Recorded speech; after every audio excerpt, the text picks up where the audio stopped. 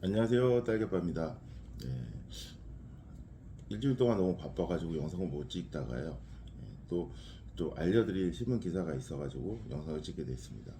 오늘 소개해드릴 주제는 제4세대 실손보험에 관련된 내용인 겁니다. 예, 실손보험이라는 게 1세대부터 4세대까지 지금 현재 판매하는 실손보험은 4세대라는 표현을 쓰는데요.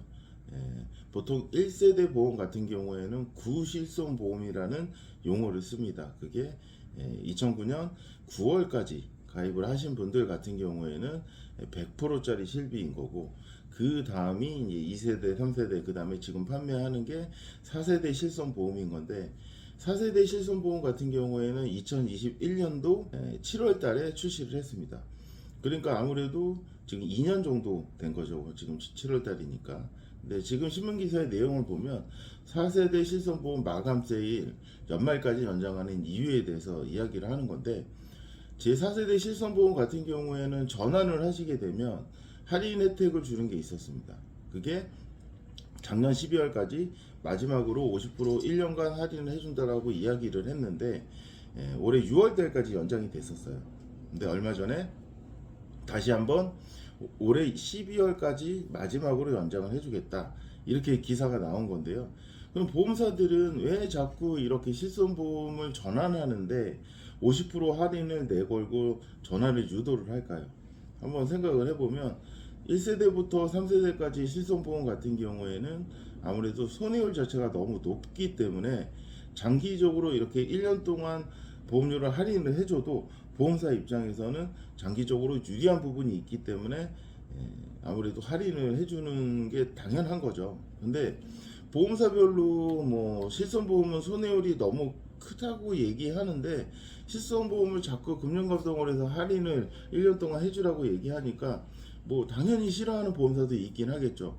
뭐 굳이 우리는 할인 안 해줘도 전환을 하시는 분들은 전환을 하는 건데, 근데 이 제도 같은 경우에는 제가 봤을 때는 보험사 입장에서는 할인해 준다 하더라도 장기적으로 나쁜 제도 자체는 아닌 것 같아요. 왜냐하면 1세대부터 3세대까지 실손보험과 제4세대 실손보험의 구조를 정확하게 뒤져보면 4세대 실손보험 자체가 유리한 경우는 별로 없거든요, 소비자한테.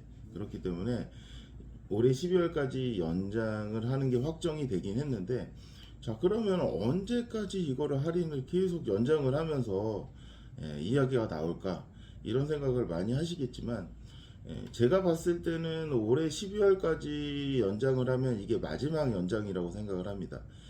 그 이유는 뭐냐면 제 4세대 실손이 2021년도 7월 달에 출시를 하면서 경험률 자체가 없잖아요. 왜냐하면 4세대 실손 같은 경우에는 1세대하고 3세대까지 실손 보험과 다른 게 뭐냐면 개인 할인 할증 제도를 처음으로 도입한 실손보험이거든요. 그래서 내가 비급여 보험금을 많이 가져가면 내 거 보험료만 올라가는 구조의 실손보험이기 때문에 보험사의 경험률 자체가 아예 없어요. 그래서 금융감독원에서 3년 동안 경험치를 쌓은 다음에 3년 후에 시행을 해라. 그게 내년 2024년도 7월에 시행을 하는 겁니다. 그렇기 때문에 올해 12월까지 할인을 해주면 50% 할인은 제가 봤을 때는 끝난다라고 저는 생각을 하고, 만약에 이거를 할인을 진짜 계속 해준다라고 하면 내년 7월 달에 시행이니까 6월 달까지 연장할 수 있는 가능성은 조금 있긴 하지만, 제가 봤을 때는 그렇게 무리해서까지 보험사에서 연장을 해줄 것 같지는 않아요. 그렇기 때문에 만약에 이제 전환을 생각하시는 소비자분이 이 영상을 보신다라고 하면 올해 12월까지는 50% 할인이 추가적으로 연장되었다는 거 알고 계시면 될 것 같고, 전환을 하실 때 일단 주의하셔야 될 점이 뭐냐면 기존의 실손보험과 지금 4세대 실손보험은 구조가 다릅니다. 그 설명을 담당 설계사한테 정확하게 들어보신 다음에 이게 전환을 하는 게 유리할지 아니면 기존 거를 계속 유지를 하다가 나중에 전환하는 게 유지할지, 이 결정을 하셔야 되는 건데, 이게 올해까지 할인을 해준다고 절판처럼 느끼셔가지고 뭐 할인 혜택을 받기 위해서 전환을 하시는 건 절대 비추천해드리고요.